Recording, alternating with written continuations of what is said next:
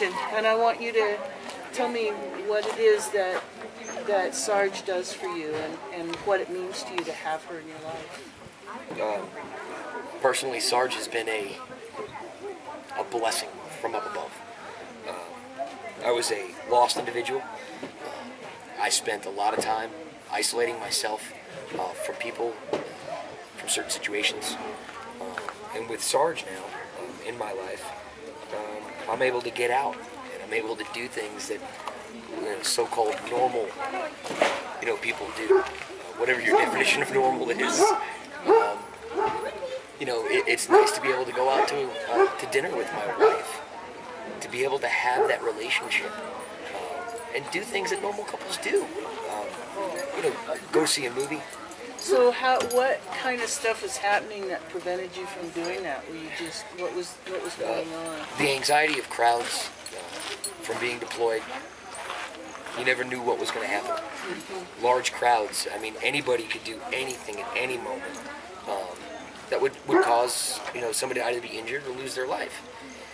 And it's kind of difficult after 3 tours to be placed in those situations and to not be expected to feel the way I feel. And I've been told that. My reaction is normal for what I went through. And that's perfect. And now I understand that. But with Sarge, I can go out and I don't have to be hyper vigilant. She lets me know. I tell her to scan her sector when we stop and talk. What does she let you know? She'll actually look up, and if something's not right, or somebody's just acting a little shady, for lack of a better way, she'll actually take her snout and she'll start tapping my knee. And she's like, and she'll get my attention, and then she points. And it's like, oh, okay. And then I'll step in front of her to let her know that I've got it, that I have control of it, and she goes back to her normal. She won't bark, but what she will do is if somebody, I'm in a conversation with you, and somebody comes up behind me that's not in a good place mentally at the moment, she literally will come up and she will go behind me and get in between. If somebody comes too close in personal space, she stands her ground. She's not aggressive. No. But it's just, you need to back up a little bit. And that gives you, in terms of your hypervigilance, what does that give you? Does that take it away? Does that just help you lower your stress? It decreases it.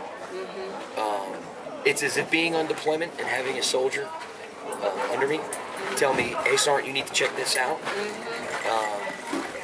And at that moment, because the hypervigilance is very high, but if I turn and I check and it's okay, well then, we're okay. She's one of my soldiers. Okay. She's there for me and I'm there for her. Because what? She can't be on guard all the time. No. It's too much. She still needs that moment to be a dog. Yeah. And that's really important. What is it that you want other veterans, returning veterans, to know about working with the dog? It is very rewarding. It's a challenge.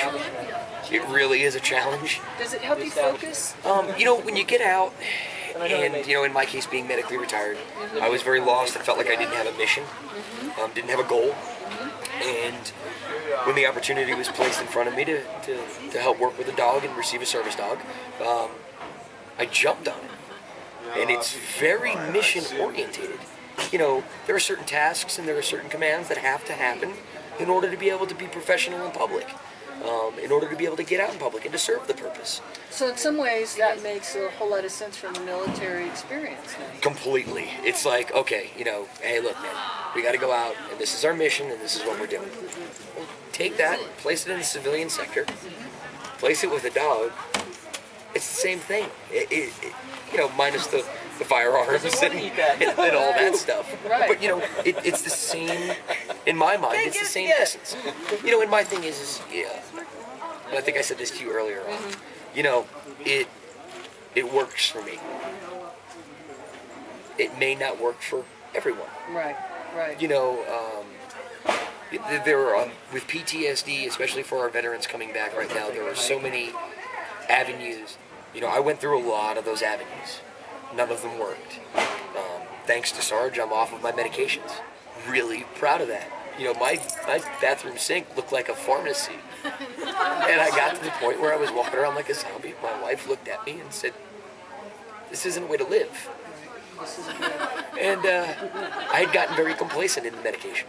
Oh, I'll keep trying it, I'll keep trying it, I'll keep trying it. Finally, I got so fed up, I filled it all up into a Walmart bag and threw it at my psychiatrist and said, "I ain't taking this stuff anymore." When you have a bad day, what does Sarge do? Well, Sarge puts her head in my lap. And she won't leave me at all until I'm done. And it's been an awesome journey. It really has. You know, especially when you get to the point as being a non-commissioned officer in the Army, when you teach your soldiers and you see them struggling, but they finally get it. It's so rewarding. When I work with Sarge and she struggles, but then she gets it. And she gets, I don't care what anybody says. Dogs get facial expressions. Oh, they get body language And when more than she gets that look in her face like, "I just did it," you're like, "That's my girl." That's right. What's very interesting is about Sarge, we got her to the point where we didn't teach her this. She looks for the immediate so-called threat. Where could a threat be coming from? And as we said, there's a door, there's a group of people, and all she's doing is she's watching. Watching over here, because there's another doorway. Yep. Things are coming around. Is there anything that you would like to say, particularly to vets, about having Sarge working for you?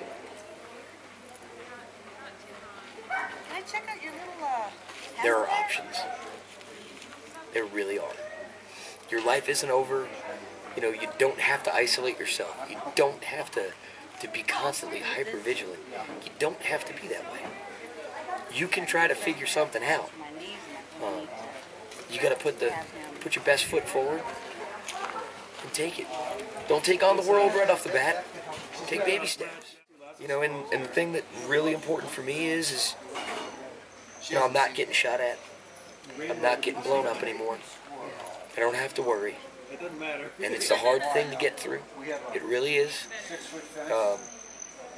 I'm proud as a veteran of our country to turn around and say, you know what, I have post-traumatic stress disorder.